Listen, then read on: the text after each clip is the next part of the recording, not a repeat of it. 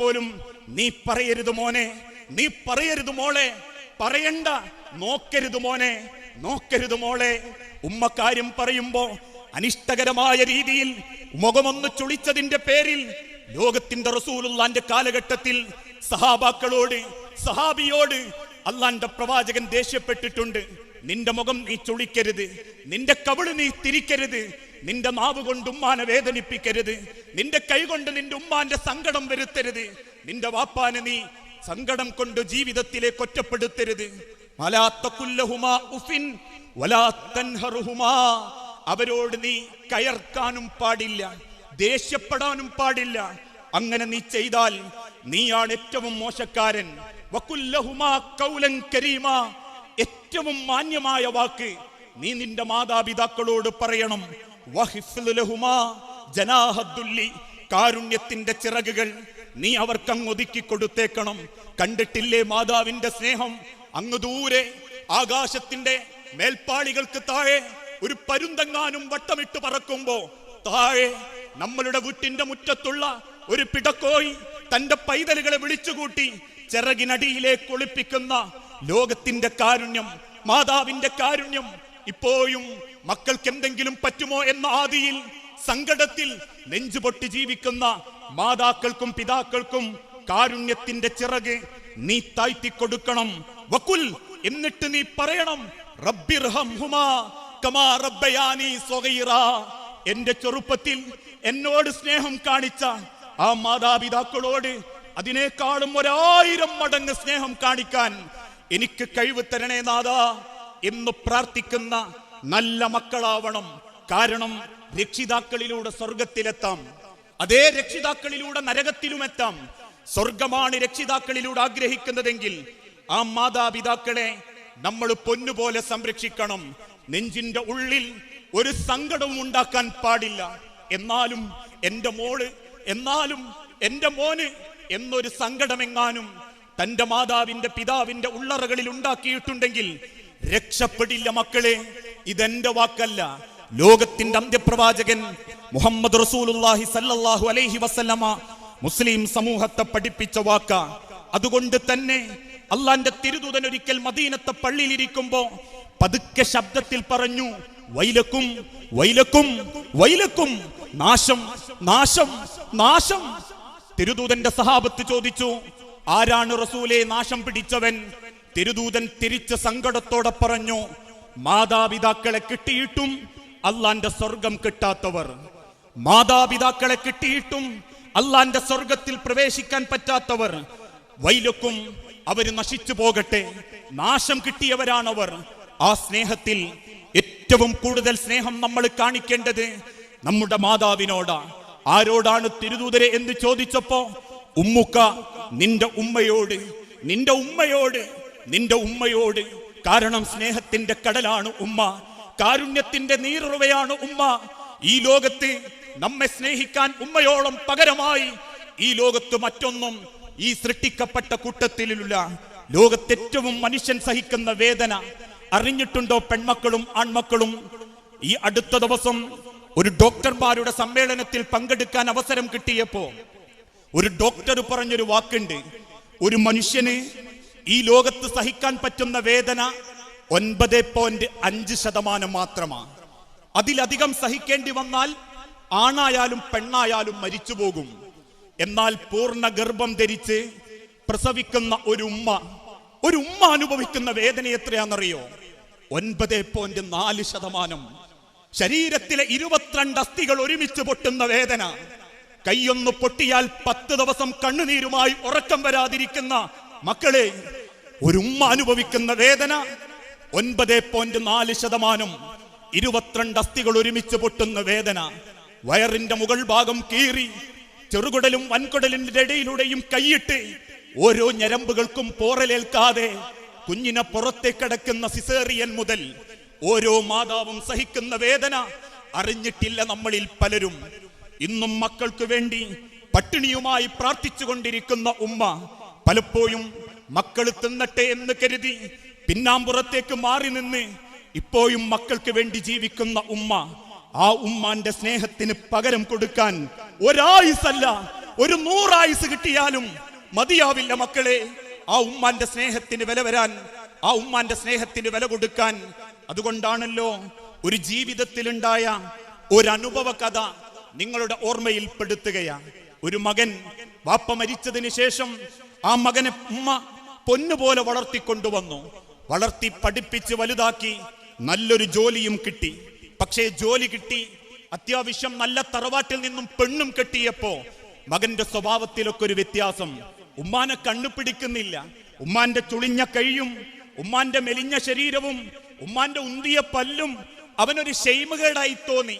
കുടുംബക്കാർക്കിടയിൽ പറയാൻ പറ്റാത്ത, ഭാര്യന്റെ കുടുംബക്കാർക്കിടയിൽ പരിചയപ്പെടുത്താൻ പറ്റാത്തൊരു വസ്തു. അവസാനം ആ മകൻ ഉമ്മാനോട് ചോദിച്ചു, ഉമ്മ ഞാൻ വീട് മാറാൻ തീരുമാനിച്ചു. ഈ കോഴിക്കോട് സിറ്റിയിൽ പേരുകെട്ട ഒരു സ്ഥാപനത്തിന്റെ അരികിൽ പേരുകെട്ട ഒരു ഫ്ളാറ്റിൽ ആ മകൻ ഫ്ളാറ്റ് വാങ്ങി 68 ലക്ഷം രൂപ മുടക്കിയിട്ട് ഇന്നേക്ക് 11 കൊല്ലം കഴിഞ്ഞു. ഈ 11ാമത്തെ കൊല്ലത്തിൽ 4 മാസങ്ങൾക്ക് മുൻപ് ആ മകൻ വിദേശത്ത് ജോലി അവസാനിപ്പിച്ച് നാട്ടിലേക്ക് വന്നു. എന്തേ കാരണം? അവൻ ഭക്ഷണം കഴിക്കുമ്പോ എളുപ്പത്തിൽ ദഹിച്ചു പോകുന്നു. വായിലേക്ക് ഭക്ഷണം വെക്കുമ്പോഴേക്കും പെട്ടെന്നത് വിസർജ്യമായി പുറത്തേക്ക് പോകുന്നു. ഒരു സ്ഥാപനത്തിൽ കയറി ചെന്ന് സകല ടെസ്റ്റുകളും നടത്തി. ആളുകൾ വിധി എഴുതി, ഡോക്ടർമാർ എഴുതി കൊടുത്തു, വൻകുടലിൽ ക്യാൻസർ ബാധിച്ചതാ. അതുകൊണ്ട് തന്നെ പരിചരണം അത്യാവശ്യമാ. ഫ്ലാറ്റിലേക്ക് തിരിച്ചു ചെല്ലാൻ വേണ്ടി, കൂടെ കൊണ്ടുപോകാൻ വേണ്ടി കാത്തിരിക്കുമ്പോ ആകെ 2 റൂമും 2 മക്കളും ഭാര്യയും മക്കളുടെ പുതിയാപ്ലമാരും ഫ്ലാറ്റിലുണ്ടാകുമ്പോ ആ ഫ്ലാറ്റിലേക്ക് തിരിച്ചു കൊണ്ടുപോകാൻ തന്റെ മക്കൾക്ക് മടി, ഭാര്യക്ക് മടി. അവസാനം ആ വാപ്പാനെ ഒന്ന് കിടത്താൻ ഒരു സ്ഥലം പോലും ഇല്ലാതെ വെപ്രാളപ്പെടുമ്പോ മരിക്കാതെ കിടക്കുന്ന, മുൻപ് ഉപേക്ഷിച്ചു പോന്ന മാതാവ് ഓടിട്ട വീട്ടിന്റെ ഉള്ളിൽ നിന്നും ആ മകനോട് സങ്കടത്തോടെ പറഞ്ഞു, എന്റെ ജബ്ബാറിനെ എന്റെ കട്ടിലിന്റെ അടുത്ത് കിടത്താം. എന്റെ മൂക്കിൽ ശ്വാസം വലിക്കാൻ പറ്റുന്ന കാലത്തോളം, ആ ശ്വാസം എന്റെ നെഞ്ച് പടപ്പിക്കുന്ന കാലത്തോളം എന്റെ മകനെ ഞാൻ നോക്കിക്കൊള്ളുമെന്ന് പറയുകയും ആ ഉമ്മാന്റെ കട്ടിലിന്റെ അരികിൽ 3 മാസം തികയാതെ 6 അടി മണ്ണിലേക്ക് മടങ്ങിയിട്ടുണ്ടെങ്കിൽ ഉമ്മാന്റെ സ്നേഹത്തിന് പകരം വെക്കാൻ പറ്റില്ല മക്കളെ. കാമുകന്റെ സ്നേഹം പറ്റില്ല, കൂട്ടുകാരുടെ സ്നേഹം സാധിക്കില്ല, ലോകത്ത് മറ്റൊരുത്തന്റെയും സ്നേഹം. ആ മാതാവിനെ നെഞ്ചുകൊണ്ട് സ്നേഹിക്കാൻ അറിഞ്ഞിട്ടുണ്ടോ നമ്മൾ? ആ ഉമ്മയെ അടുത്തിരുന്ന് സംസാരിച്ചിട്ടുണ്ടോ ആ ഉമ്മയോട്? ഉമ്മാന്റെ കയ്യിന്റെ അടിയിലേക്ക് നോക്കുമ്പോ ഒരുപാട് കറിക്കത്തികളുടെ അടയാളങ്ങൾ കാണാം. മരിച്ചു കിടന്ന ഉമ്മാനെ മയ്യത്ത് കൊളിപ്പിക്കാൻ കൊണ്ടുപോയ മകള് ഉമ്മാന്റെ കൈ കണ്ട് വാവിട്ട് കരഞ്ഞു. എന്താ കാരണം? കറിക്കരയുമ്പോ കയ്യിന്റെ അടിയിൽ പാടുകൾ വന്നു, തയമ്പ് കെട്ടി മുറിഞ്ഞ പാടുകൾ ആ ഉമ്മാന്റെ കയ്യിൽ കണ്ടപ്പോ ആ കൈ പോലും ആയുസ്സുള്ളപ്പം നോക്കാൻ നേരം കിട്ടാത്ത മക്കളാ. നോക്കിയിട്ടുണ്ടോ ഉമ്മാരെ? അടുത്തിരുന്ന് സംസാരിച്ചിട്ടുണ്ടോ ഉമ്മാരോട്? ഉമ്മാന്റെ വേദനയെ പറ്റി ചോദിച്ചിട്ടുണ്ടോ? ഉമ്മ തിന്നോ എന്ന് അന്വേഷിച്ചിട്ടുണ്ടോ? ഉമ്മാന്റെ വസ്ത്രം, ഉമ്മാന്റെ ഭക്ഷണം, ഉമ്മാന്റെ ജീവിതം ചോദിച്ചിട്ടുണ്ടോ മക്കളെ? അരമണിക്കൂർ വേണ്ട, 5 മിനിറ്റെങ്കിലും ആ ഉമ്മാന്റെ അടുത്തിരിക്കാൻ റളിയല്ലാഹു, അല്ലാഹുവിന്റെ തൃപ്തി, റിളല്ലാഹു ഫീ റിളൽ വാലിദൈൻ, സുഖ്തുല്ലാഹി ഫീ സുഖ്തിൽ വാലിദൈൻ. ഉമ്മാന്റെ സ്നേഹം അത് അല്ലാഹുവിന്റെ സ്നേഹമായിട്ട് കാണണം. അല്ലാഹുവിന്റെ കോപം മാതാപിതാക്കളുടെ കോപമായിട്ട് കാണണം. അങ്ങനെ സ്നേഹിക്കാൻ, അങ്ങനെ ജീവിതത്തെ മുൻപോട്ട് കൊണ്ടുപോകാൻ നമുക്ക് സാധിക്കണം. ഏത് പാറയെയും തകർക്കാൻ മാതാപിതാക്കളോടുള്ള സ്നേഹത്തിന് കാരണമാകും. ഗുഹയിൽ അകപ്പെട്ടു പോയപ്പോ, വലിയ പാറക്കെട്ടുകൾ വന്ന് ഗുഹാമുഖം അടഞ്ഞുപോയപ്പോ അതിൻ്റെ ഉള്ളിൽ നിന്നും രക്ഷപ്പെടാൻ വേണ്ടി അതിൽപ്പെട്ട ഒരുത്തൻ പ്രാർത്ഥിച്ചതെന്താ? അല്ലാഹുവേ, എന്റെ മാതാപിതാക്കൾക്ക് ഭക്ഷണം കൊടുത്തിട്ടേ, പാല് കുടിപ്പിച്ചിട്ടേ ഞാനും എന്റെ മക്കളും പാല് കുടിക്കാറുള്ളൂ. 1000 ആളുകൾ വന്നാലും നീക്കാൻ പറ്റാത്തൊരു പാറക്കല്ല് ഗുഹാമുഖത്ത് നിന്നും മാറിപ്പോയിട്ടുണ്ടെങ്കിൽ അറിയണം മക്കളെ, ആ വാപ്പാന്റെ ഉമ്മാന്റെ നെഞ്ചിന്റെ ഉള്ളിലുള്ള ഒരു സങ്കടം തീയായി നമ്മളെ ശരീരത്തിൽ പടരും. അത് മരണത്തിന് ശേഷമാണെങ്കിലും ആയുസ്സുള്ളപ്പോഴാണെങ്കിലും ആ കണ്ണ് നിറയാതെ, സങ്കടപ്പെടുത്താതെ, അവരുടെ തല കുനിക്കേണ്ടി വരുന്ന ഒരവസരം ഉണ്ടാക്കാതെ അവർ സ്നേഹിക്കാൻ നമ്മളെ കൊണ്ട് സാധിക്കണം. അതിനാണ് ദൈവം നമുക്ക് ആയുസ് നീട്ടിത്തന്നത്. അതോടൊപ്പം തന്നെ നമ്മുടെ പ്രിയപ്പെട്ട വാപ്പമാര്, അറിഞ്ഞിട്ടുണ്ടോ വാപ്പയെ പറ്റി? ചിന്തിച്ചിട്ടുണ്ടോ ഉപ്പമാരെ പറ്റി? ചിരിക്കാൻ അറിയാത്തവൻ, ദേഷ്യക്കാരൻ, കാർക്കശ്യക്കാരൻ, വീട്ടിലില്ലാത്തവൻ, എന്തിനും ഏതിനും ഒരു മുടക്കം പറയുന്നവൻ, അതല്ലേ വാപ്പയെ പറ്റി നമുക്കുള്ള ഓരോരോ ചിന്തകള്? ആ വാപ്പാന്റെ കാർക്കശ്യത്തിന്റെയും ദേഷ്യത്തിന്റെയും മുഖത്ത് പുഞ്ചിരി പോലും വരുത്താൻ മടിക്കുന്നതിന്റെയും കാരണത്തെപ്പറ്റി എപ്പോഴെങ്കിലും നമ്മൾ ഓർത്തു നോക്കാറുണ്ടോ? ഒരായുസ് മുഴുവൻ കഴുതയെപ്പോലെ കുടുംബത്തിന്റെ ഭാരം വഹിക്കുന്നവൻ, ഇന്ന് ശരീരത്തിൽ ഒഴുകുന്ന രക്തം അത് വാപ്പാന്റെ ചോരയാ. ഇന്ന് നിങ്ങൾ അനുഭവിക്കുന്ന തണൽ അത് വാപ്പാന്റെ വിയർപ്പ. പരാതിയില്ലാതെ പരിഭവങ്ങളില്ലാതെ നേരം വെളുക്കുമ്പം കുടുംബത്തിൽ നിന്നിറങ്ങി രാത്രി മക്കളെ ആലോചിച്ച് വീട്ടിലേക്ക് തിരിച്ചു വരുന്ന വാപ്പ. ആ വാപ്പാന്റെ മുഖത്തേക്ക് ഒരു 10 മിനിറ്റ് നോക്കി നിന്നിട്ടുണ്ടോ? നെഞ്ചു പൊട്ടുമാറ് കയ്യിന്റെ തഴമ്പും വാപ്പാന്റെ ചുമലിന്റെ കുനിയലും വാപ്പാന്റെ മുഖത്ത് വരുന്ന കറുത്ത പാടും കണ്ടിട്ടുണ്ടോ മക്കള് എപ്പോഴെങ്കിലും? പലപ്പോഴും ആ വാപ്പാര് ചിരിക്കാൻ പേടിയാണ് അവർക്ക്. ഞാനൊരു വാപ്പയായതുകൊണ്ടും ഒരു വാപ്പന്റെ സ്ഥാനം അലങ്കരിച്ചതുകൊണ്ടും എനിക്ക് പറയാൻ പറ്റും, പേടിയാണ് അവർക്ക്. എന്തിന്റെ പേടി? കുടുംബം കരയാതിരിക്കാൻ, മക്കള് നെഞ്ചുരുകാതിരിക്കാൻ. അതിനവര് കണ്ടെത്തുന്ന മാർഗമാ മുഖത്ത് വരുത്തി തീർക്കുന്ന ഗൗരവം. ആ ഗൗരവത്തിന്റെ മറവിൽ അവര് കുടുംബത്തെ സ്നേഹിക്കുകയാ. കടലോളം സ്നേഹം മനസ്സിൽ കൊണ്ട് നടന്ന് കുടുംബത്തെ സ്നേഹിക്കുന്നതിന് വേണ്ടി ആ വാപ്പാര് തന്റെ സ്വന്തം ആഗ്രഹങ്ങൾ മറക്കാൻ വേണ്ടി ചമഞ്ഞിരിക്കുന്നതാ ആ ദേഷ്യം. അതിനുവേണ്ടി അവർ അഭിനയിക്കുക കാർക്കശ്യം. അറിഞ്ഞിട്ടുണ്ടോ നമ്മൾ ആ വാപ്പയെ? ഞാൻ അറിഞ്ഞിട്ടുണ്ട്. വിദേശ രാജ്യങ്ങളിൽ ചുട്ടുപൊയ്ത്ത മണലാരണ്യത്തിൽ ഉറങ്ങാൻ പോലും നേരം കിട്ടാതെ 2-3 മണിക്കൂർ മാത്രം കിടന്നുറങ്ങി വെപ്രാളപ്പെട്ട അലാറം വെച്ച് എഴുന്നേറ്റ് തലയിലേക്ക് വെള്ളമൊഴിച്ച് ഉടുക്കാനുള്ളത് ഉടുത്ത് വെപ്രാളപ്പെട്ട് പുറത്തേക്ക് പോകുന്ന വാപ്പാന്റെ നെഞ്ചുപൊടിയൽ ഞാൻ കണ്ടിട്ടുണ്ട് മനുഷ്യരെ. ഇന്നും പാതയോര വക്കുകളിൽ കച്ചവട സ്ഥാപനത്തിൽ വിൽപ്പനകൾ നടത്തി പിറ്റേന്ന് വിറ്റ സാധനം തിരിച്ചു വരുമ്പോ തലേന്ന് വിറ്റ പണം കൊണ്ട് മക്കൾക്ക് ഭക്ഷണം വാങ്ങിക്കൊടുത്ത് വിറ്റ സാധനം തിരിച്ചു വന്നപ്പം തിരിച്ചു കൊടുക്കാൻ പണമില്ലാതെ കണ്ണുപൊത്തിക്കരയുന്ന വാപ്പാന്റെ കണ്ണുനീര് ഞാൻ കണ്ടിട്ടുണ്ട്. ഇപ്പോഴും വയലോലകളിൽ ഈ പൊട്ടിക്കാളുന്ന വെയിലത്ത് പണിയെടുത്ത് അവസാനം വൈകുന്നേരം മുതലാളിമാര് കൊടുക്കുന്ന പണത്തിന്റെ ഭാഗവുമായി തന്റെ അരയിൽ ഇറുകി വെച്ച് അങ്ങാടിയിലേക്ക് ഇറങ്ങി മത്സ്യമായിട്ടും ഭക്ഷണമായിട്ടും കവറുകളിൽ വാങ്ങി തിരിച്ചു വീട്ടിലേക്ക് വരുന്ന വാപ്പാനെ അറിഞ്ഞിട്ടുണ്ടോ മക്കളെ നിങ്ങൾ ആരെങ്കിലും? പരാതിയോ പരിഭവങ്ങളോ ഇല്ലാതെ ഒരു ജ്യൂസ് പോലും 40 രൂപയുടെ ഒരു ജ്യൂസ് പോലും കുടിക്കാൻ മനസ്സാഗ്രഹിക്കാത്ത വാപ്പാര് 40 രൂപയാണ് ജ്യൂസിനെന്നറിയുമ്പോ 60 രൂപ കൊടുത്താൽ 1 കിലോ ഓറഞ്ച് കിട്ടുമെന്നും ആ 1 കിലോ ഓറഞ്ച് എന്റെ 2 മക്കൾക്ക് എനിക്ക് എന്റെ ഭാര്യക്ക് തിന്നാമെന്നും ചിന്തിച്ച് ഒരു നല്ല വെള്ളം കുടിക്കാത്ത വാപ്പയെ ഇപ്പോഴും എവിടൊക്കെയോ റോഡ് സൈഡിൽ കിട്ടുന്ന 1.5 പീസ് തുണി വാങ്ങിക്കൊണ്ടുവന്ന് കുപ്പായമടിച്ച് എവിടെയും എത്താത്തൊരു തോർത്തുമുണ്ടുമുടുത്ത് വീട്ടിൽ നിന്ന് പെരുന്നാളും കല്യാണവും ആഘോഷിക്കുന്ന നമ്മളെ വാപ്പയെ ആ വാപ്പ വാങ്ങിത്തന്നതേ നിങ്ങൾക്കുള്ളൂ. ആ വാപ്പാന്റെ നെഞ്ചു പൊടിഞ്ഞതേ നിങ്ങളെ കയ്യിലുള്ളൂ. നമ്മളെ ശരീരം, നമ്മളെ രക്തം, നമ്മളുടെ ചോര, നമ്മളുടെ വിയർപ്പ് കണങ്ങൾ പോലും ആ വാപ്പാന്റെ തണല. അതുകൊണ്ട് തന്നെയാ ലോകത്തിന്റെ തിരുദൂതൻ പഠിപ്പിച്ചതും 4ാമതായി വാപ്പയെ സ്നേഹിക്കണം. അവര് കാർക്കശ്യക്കാരല്ല, അവര് ദേഷ്യക്കാരല്ല. എല്ലാം മറന്ന് വീട്ടിലേക്ക് തിരിച്ചു വരുമ്പോ നട്ടപ്പാതിര നേരത്തെ തന്റെ മക്കളുടെ കട്ടിലിന്റെ അരികിൽ ചെന്ന് കിടന്നുറങ്ങുന്ന മോന്റെ മകളുടെ മുഖത്തേക്ക് നോക്കി, എന്റെ മക്കൾ എന്തെങ്കിലും കഴിച്ചിട്ടാണോ കിടന്നത്, അവൾ എന്തെങ്കിലും ആവശ്യം പറഞ്ഞിരുന്നോ എന്ന് ചോദിച്ച് മക്കളുടെ തലമുടികൾക്കുള്ളിലൂടെ വിരലോടിച്ച് വാപ്പയെന്ന അഭിമാനം കൊള്ളുന്ന ഒരു വാപ്പാന്റെ നെഞ്ചകം അറിയണം ഓരോ മക്കളും. അതാ വിവരം, അതാ വിദ്യാഭ്യാസം. അതിന് 10+ വേണ്ട. പെറ്റ ഉമ്മാനെയും വാപ്പാനെയും തിരിച്ചറിയാനുള്ള കോമൺ സെൻസ് മതി. അതുകൊണ്ട് തന്നെയാ കോടതി വരാന്തകളിൽ 19 കൊല്ലം സ്വന്തം പൊന്നിനെ, മകളെ കരള് പോലെ സ്നേഹിച്ചിട്ടും കോടതി വരാന്തകളിൽ മാതാപിതാക്കളെ വേണ്ടെന്നു പറഞ്ഞ് 6 മാസത്തെ പ്രണയത്തിന്റെ പേരിൽ സ്വന്തം മാതാപിതാക്കളെ തള്ളിക്കളയുമ്പോ പെറ്റ വയറിന്റെ നോവോടുകൂടി കോടതി വരാന്തകളിൽ തന്റെ മകളുടെ കാല് പിടിച്ച് കരയുന്ന സ്വന്തം ഭാര്യയെ, ഉമ്മയെ ആ വാപ്പ വന്ന് തോളോട് ചേർക്കും. എന്നിട്ട് പറയാറുണ്ട്, കരയല്ല സൈനബ, കരയല്ല നദീറ, എനക്ക് ഞാനുണ്ട്.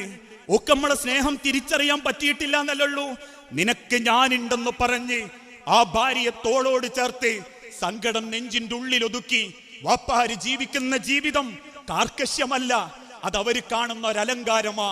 എല്ലാ സങ്കടങ്ങളും മറയ്ക്കാനുള്ള അവരുടെ ജീവിതത്തിന്റെ രീതി. ആ വാപ്പയെ ജീവിതത്തിന്റെ ഓരോ സെക്കൻഡും അറിയാൻ നമ്മളെ കൊണ്ട് പറ്റണം. ഏറെ സങ്കടകരമായൊരു വിഷയം പലപ്പോഴും പല കോളേജുകളിലേക്കും ഫീസ് കൊടുക്കാൻ വേണ്ടി വന്ന ഒരു വാപ്പ തന്റെ മകന് ഫീസ് കയ്യിൽ വെച്ച് തിരിച്ചു പോകുമ്പോ കൂട്ടുകാർ ചോദിച്ചു പോലും ആരാ ഇത്? ആ വാപ്പാന്റെ മകൻ തിരിച്ചു പറഞ്ഞൊരു മറുപടി, നാട്ടിൽ വേലക്ക് വരുന്ന ഒരാളാ. കാരണം വാപ്പന്റെ സ്റ്റൈലിന്റെ അനുസരിച്ചില്ല, വാപ്പ അവന്റെ പത്രാസിനനുസരിച്ചിട്ടില്ല. വാപ്പാർക്ക് അങ്ങനെ ഉണ്ടാകൂ, കാരണം അവര് കൊണ്ട വെയിലാ നിങ്ങളെ പവറ്. നിങ്ങൾ ഓടിക്കുന്ന ബൈക്ക് വാപ്പാന്റെ രക്തമാ, നിങ്ങൾ ഉടുക്കുന്ന വസ്ത്രം വാപ്പാന്റെ ചോരയാ, നിങ്ങൾ അനുഭവിക്കുന്ന ജീവിതത്തിന്റെ സൗകര്യം വാപ്പാന്റെ നെഞ്ചുരുകലാ. അതുകൊണ്ട് വാപ്പാന്റെ തല നരയ്ക്കും, എല്ലു ബലഹീനമാകും, ചുക്കിച്ചുളിയും, കാണാൻ പറ്റാത്തൊരു കോലാകും. എന്നാലും മോനെ, ആ വാപ്പാന്റെ ബീജത്തിന്നാ നീ സൃഷ്ടിക്കപ്പെട്ടത്, ആ ഉമ്മാന്റെ ഗർഭപാത്രത്തിലാ നിന്റെ ആദ്യ രാത്രി. അതുകൊണ്ട് തന്നെ ആ വാപ്പയെ ഉമ്മയെ മരണം വരെ സ്നേഹിക്കാൻ നമ്മളെ കൊണ്ട് സാധിക്കണം. ഓരോ തഹസിൽദാരുടെ മുൻപിലും കാമുകന്റെ കൂടെ ഒളിച്ചോടാൻ വരുന്ന പെൺമക്കളോട് ഒരു തഹസിൽദാർ ചോദിച്ചു പോലും, മോളെ 19 കൊല്ലം നിന്റെ വാപ്പയും ഉമ്മയും നിന്നെ സ്നേഹിച്ചു, എന്നിട്ടും എന്താ നീ അവന്റെ കൂടെ ഒളിച്ചോടാനുള്ള കാരണം? നീ എന്തിനാ അവളെ കൂട്ടിക്കൊണ്ടുവന്നത്? ആ പെൺകുട്ടി പറഞ്ഞൊരു മറുപടി, 1 കൊല്ലമായി അവൻ എന്നെ ആത്മാർത്ഥമായി സ്നേഹിക്കുന്നുണ്ട് എന്നാ. 1 കൊല്ലമായി ആത്മാർത്ഥമായിട്ട് ഓൻ എന്നെ സ്നേഹിക്കുന്നുണ്ട്. ഇത് കേട്ടപ്പോ ഭാര്യയെ നെഞ്ചോട് ചേർത്തിട്ടൊരു വാപ്പ ചോദിച്ച ചോദ്യമുണ്ട്, അപ്പം മോളെ 19 കൊല്ലം വാപ്പയമ്മ എന്നെ സ്നേഹിച്ചത് ആത്മാർത്ഥല്ലായിരുന്നു അല്ലേ? ആ സങ്കടം കൊണ്ട് തലകുനിഞ്ഞൊരു മക്കളുടെ വാപ്പയാണെങ്കിൽ രക്ഷപ്പെടൂല മക്കളെ ദുനിയാവില്, അല്ല രക്ഷപ്പെടുത്തൂല ഒരു മക്കളെയും. ആ തിരിച്ചറിവാണ് ഓരോ മക്കൾക്കും ഉണ്ടാകേണ്ടത്. ഞാൻ അവസാനിപ്പിക്കുന്നതിന്റെ മുൻപ്, അങ്ങനെ മാതാപിതാക്കൾ നമ്മളുടെ ഗുരുക്കന്മാരെ കാണിച്ചു തരും. ആ ഗുരുക്കന്മാർ നമുക്ക് ദൈവത്തെ കാണിച്ചു തരും. മാതാ പിതാ ഗുരു ദൈവം. മാതാപിതാക്കൾ ഗുരുക്കളെ കാണിക്കും, ഗുരുക്കൾ ദൈവത്തെ കാണിക്കും. ഇന്ന് ചില തലമുറകൾക്ക് ഗുരുക്കന്മാരോടും ഒരു പരിഹാസവും പുച്ഛവും, ചുണ്ടിലെരിയുന്ന സിഗരറ്റും മാടിക്കുത്തുന്ന തോർത്തുമുണ്ടും വെറൈറ്റികളായ വസ്ത്രങ്ങളും മുടികളും, എന്നിട്ട് കുടുംബത്തിന്റെയും നാട്ടുകാർക്കും മുൻപിൽ വേലം കെട്ടുന്ന കോലം കെട്ടുന്ന ചില ആളുകൾക്ക് തന്റെ അധ്യാപകന്മാരോട് പുച്ഛം, എടുത്താൽ പൊങ്ങാത്ത തർക്കുത്തരം. കൂട്ടുകാരികളോടൊപ്പം 4 ആൾ കൂടുമ്പോ തന്റെ അധ്യാപികക്ക് നേരെ ഇരട്ടപ്പേരും തോന്നിവാസവും വിളിക്കുന്ന രീതി ഒരു മുസ്ലിമിന് ചേർന്നതല്ല. തന്റെ അധ്യാപകന്റെ മുൻപിൽ അതിനേക്കാളും വലിയത് എന്ന ധാരണയോടുകൂടി ആ അധ്യാപകന്മാരെ സങ്കടപ്പെടുത്തുന്ന ജീവിത രീതി ഒരു മുസ്ലിമിന്റെ ജീവിതത്തിൽ ഉണ്ടാകാൻ പാടില്ല. മുതിർന്നവരെ ബഹുമാനിക്കാൻ പഠിക്കണം, മുതിർന്നവരെ ആദരിക്കാൻ പഠിക്കണം, ചെറിയവരോട് കരുണ കാണിക്കണം. കലാലയങ്ങൾ കൊലാലയങ്ങളാകുകയാ, ക്യാമ്പസുകൾ കത്തിമുനയിൽ നിർത്തപ്പെടുകയാ. അക്ഷരം പഠിപ്പിച്ച ഗുരുവര്യരെ അതേ അക്ഷരം ഉപയോഗിച്ചുകൊണ്ട് അസഭ്യം പറയുന്ന കാലഘട്ടം. സഹപാഠിയുടെ മുതുക്കത്ത് പേനക്കത്തി കൊണ്ട് ചിത്രം വരച്ച് ചീറ്റിത്തെറിക്കുന്ന ചുടുരക്തം കണ്ട് ആനന്ദ നൃത്തമാടുന്ന കലാലയങ്ങളിലെ രാഷ്ട്രീയ കോമരങ്ങളായി മാറിക്കൊണ്ടിരിക്കുമ്പോ മോനെ മോളെ, ജീവിതത്തിന്റെ ലക്ഷ്യമറിയണം. ഏതെങ്കിലും കൂട്ടുകാരികളോടൊപ്പം ബസ് സ്റ്റാൻഡിൽ ചെന്ന് വസ്ത്രമഴിച്ച് ഫ്ലാഷ് മോബ് കാണിക്കേണ്ടതല്ല പെൺകുട്ടികളുടെ ജീവിതം. ഏതെങ്കിലും ചെറുപ്പക്കാരെ കിട്ടുമ്പോഴേക്കും ഇരുചക്ര വാഹനത്തിൽ പാറിപ്പറന്ന് നാവിലടിയിൽ തിരികെ വെക്കുന്ന ഹാൻസും പാൻപരാഗുമായി ഞാൻ ഭൂലോക സംഭവം എന്ന് ചിന്തിക്കേണ്ടവനല്ല ചെറുപ്പക്കാരൻ. ആത്മാഭിമാനം ഉണ്ടാകണം. ഞാനൊരു മുസ്ലിമാണെങ്കിൽ, ഞാനൊരു MSM-കാരനാണെങ്കിൽ, ഞാനൊരു മുസ്ലിമായ മുജാഹിദായ വാപ്പാന്റെ മക്കളാണെങ്കിൽ പറയണം നെഞ്ചത്ത് കൈവച്ച്, ഞാൻ മാന്യനാ, ഞാൻ നല്ലവനാ. എന്റെ മാതാക്കളോട്, എന്റെ പിതാക്കളോട്, എന്റെ കുടുംബത്തോട് ഞാൻ മാന്യനാ. ആ തിരിച്ചറിവാണ് ഓരോരുത്തരുടെയും അടയാളം, ഓരോരുത്തരുടെയും ശ്രേഷ്ഠത. ആ ചിന്തയിലേക്ക് എന്റെ അനിയന്മാര് മാറണം. ഒരിക്കൽ കൂടി മക്കളെ, 1000 സ്വപ്നങ്ങളുടെ അള്ളാഹുവിന്റെ കോടതിയിൽ ചോദ്യത്തിന് ഉത്തരം പറയേണ്ട അള്ളാഹുവിന്റെ സൃഷ്ടികളാണ് നിങ്ങൾ. ഒരുപാട് വാപ്പാരുടെ സ്വപ്നം, ഒരുപാട് ഉമ്മമാരുടെ സ്വപ്നം. ആ സ്വപ്നം നശിപ്പിക്കരുത്. നശിപ്പിച്ചാൽ കരുതി വെച്ചിരുന്നത് നശിച്ചു പോകുമ്പോ ഏത് വാപ്പാന്റെ ഉമ്മന്റെയും നെഞ്ചൊന്ന് പെടയും. ആ പെടച്ചിലും മതി ദുനിയാവിൽ അള്ളാന്റെ രക്ഷ കിട്ടാതിരിക്കാൻ. ഉഖൂഖുൽ ഉമ്മഹാത്ത്, ദുനിയാവിൽ അള്ള എളുപ്പത്തിൽ നോക്കിക്കൊടുക്കുന്നത് മാതാപിതാക്കളെ ദ്രോഹിക്കല, അവരെ കണ്ണു നിറയല, അവരുടെ സങ്കടത്തിന്റെ കാരണത്തിന്റെ പേരിലാ. അതുകൊണ്ട് മരണം വരെ നമുക്കൊന്നും നേടാൻ പറ്റിയിട്ടില്ലെങ്കിലും തന്റെ മാതാപിതാക്കളെ പൊന്നുപോലെ സംരക്ഷിക്കാനും അവരുടെ മനസ്സിൽ സന്തോഷം വരുത്താനും സാധിക്കണം. ഈ ഹൈസക്ക് കഴിഞ്ഞ് തിരിച്ചു പോകുമ്പോ അടുത്തിരുന്ന് ഉമ്മാന്റെ കൈ പിടിച്ച് ചോദിക്കണം, ഉമ്മ നിന്റെ എന്തെങ്കിലും സ്വഭാവം എൻ്റെ ഉമ്മാക്ക് സങ്കടം വരുത്തിയിട്ടുണ്ടോ? എൻ്റെ ഉമ്മാന്റെ കണ്ണ് നിറയേണ്ടി വരുന്ന എന്തെങ്കിലും ഒരു അവസ്ഥ എൻ്റെ ഭാഗത്ത് നിന്നുണ്ടായിട്ടുണ്ടോ? TV ഓഫാക്കണം മോളെ എന്ന് പറയുമ്പോ തിരിഞ്ഞു നിന്ന് എന്തൊക്കെയോ വൃത്തികേട് പറഞ്ഞ് ഉമ്മാനെ കുറ്റപ്പെടുത്തുന്ന പെൺമക്കളും, മോനെ സ്പീഡിൽ പോകരുതേ, നീ സൂക്ഷിക്കണേ എന്ന് പറയുമ്പോ കൊഞ്ഞനം കുത്തി വീട്ടിൽ നിന്നിറങ്ങിപ്പോകുന്ന ആൺമക്കളും ഓരോ രംഗത്തും ചിന്തിക്കട്ടെ. നമ്മളെ പവറേ നമ്മൾ ഏതെങ്കിലും പള്ളിക്ക് നേർച്ച കൊടുത്തതല്ല, നമ്മളെ പവറേ നമ്മൾ അള്ളാന്റെ നേരെ കൈനീട്ടിയതല്ല. വീട്ടിൽ നിന്നിറങ്ങുമ്പോ മോൻ പടച്ചോനെ നിന്റെ മക്കളെ കാത്തോളണേ എന്ന് പ്രാർത്ഥിക്കുന്ന ആ മാതാവിന്റെ പിതാവിന്റെ നെഞ്ചിൻ്റെ ഉള്ളിലുള്ള പ്രാർത്ഥനയാ എന്റെയും നിങ്ങളുടെയും ധൈര്യം, എന്റെയും നിങ്ങളുടെയും സംരക്ഷണം. ആ സംരക്ഷണം തിരിച്ചറിഞ്ഞ് അവരെ സ്നേഹിക്കാൻ പറ്റുമ്പോൾ നമ്മളൊരു കരുതലായി, നമ്മളൊരു കാരുണ്യമായി. അതാണ് ഇസ്ലാം ലോകത്തെ പഠിപ്പിച്ചതും. മക്കളെ, നിങ്ങൾ കരുതലുകളാണ്, 1000 സ്വപ്നങ്ങളുടെ കരുതലുകൾ. അതോടൊപ്പം നിങ്ങൾ കാരുണ്യമാണ്, 1000 മനസ്സുകളുടെ കാരുണ്യം. അത് തിരിച്ചു കൊടുക്കുമ്പോഴേ നമ്മൾ മനുഷ്യരാവൂ. ആ മനുഷ്യ കൂട്ടായ്മയാകാൻ, നല്ല മക്കളാവാൻ അള്ളാഹു നമുക്ക് ഓരോരുത്തർക്കും തൗഫീക്ക് നൽകുമാറാകട്ടെ. ഇതേ സന്തോഷത്തോടെ അള്ളാഹുവിന്റെ സ്വർഗത്തിൽ നമുക്കൊരുമിച്ച് കൂടാൻ അള്ളാഹു തൗഫീക്ക് നൽകുമാറാകട്ടെ. വസല്ലല്ലാഹു അലാ നബിയുന. അസ്സലാമു അലൈക്കും വറഹ്മത്തുള്ളാഹി വബറകാതുഹു.